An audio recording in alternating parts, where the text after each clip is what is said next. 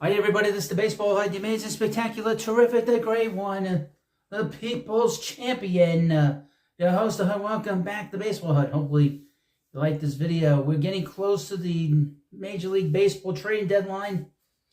And as you know, the Mets have been busy. They've been very busy.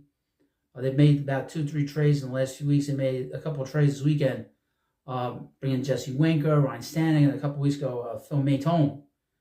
And they've been very busy. David Stearns is not pulling any punches. If you're dead weight, he gets you out of here. I expect a couple of trades tomorrow on Tuesday. I expect to see Jake Diekman traded. He was DFA'd. I think some team will pick him up thinking that they could get something out of him. I also think that they'll trade Adrian Hauser as well. He was also DFA'd. So we'll keep an eye on those particular moves before the trade deadline at 6 p.m. I will be live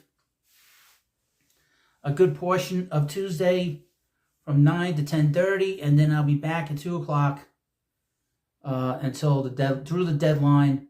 That's at 6 o'clock. Now, I have a lot of rumors here, and this is the first video for you.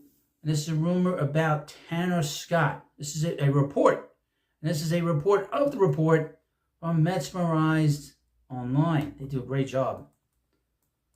With the trade deadline less than 24 hours away, New York Mets' search for bullpen help continues. Earlier today, the team announced that left-handed reliever Jake Diekman has been designated for assignment, and they've recalled lefty Matt Cage from AAA Syracuse. MLB insider from Fansided Robert Murray has reported the Mets are among a list of teams expressing interest in the shutdown lefty from Miami, Tanner Scott.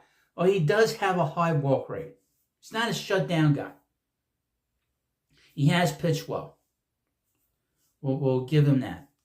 After numerous trades around the league for bullpen help, Scott is one of the best relievers available. Over 44 appearances, he has a 1.18 ERA to go along with 18 saves and 53 strikeouts. According to Baseball Savant, his analytical profile is one of the best in the big leagues. It is unknown for certain what Scott's asking price will be, as he's set to be a free agent at the conclusion of the season. Given the terrific season and the return seen in trades for relievers already completed, it's likely that it may require high-end prospects, as was alluded, and has been alluded. I mean, you're going to have to give up some big prospects for him. The Mets do not have an elite prospect. If there was an elite prospect, it would be Brandon Sproat, the player they drafted last year from Florida, who's a pitcher in Double-A for the Mets. He's pitched really well. He's probably the closest to an elite player the Mets have. And he's coming quickly. If there's another player, maybe Ryan Clifford, maybe. And that's pretty much it, to be honest with you. I've studied the Mets minor league system rather extensively over the past year. And to be honest with you, that is about it. The Mets have a high amount of good prospects that are infielders. If they were to make a trade for him or any high-end player, it would be for somebody that they could get from that depth of infielders that the Mets have in their minor league system, like Jet Williams, Luis Angel Acuna, Brett Beatty. Brett Beatty's still out there. I believe he could be moved, but in all likelihood, probably in the offseason. Jeremy Rodriguez, who the Mets got for Tommy Pham last trade deadline, and a few other guys that could be looked upon as pieces that the Mets could move to the Marlins. The Marlins do not have a lot of prospects in their minor leagues that are position players. They're very top-heavy with pitching.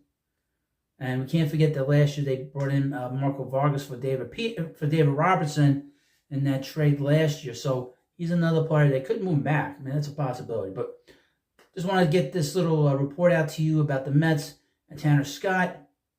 Let me know what you think about this. And, of course, please subscribe to the Baseball Hut, and I'll see you later.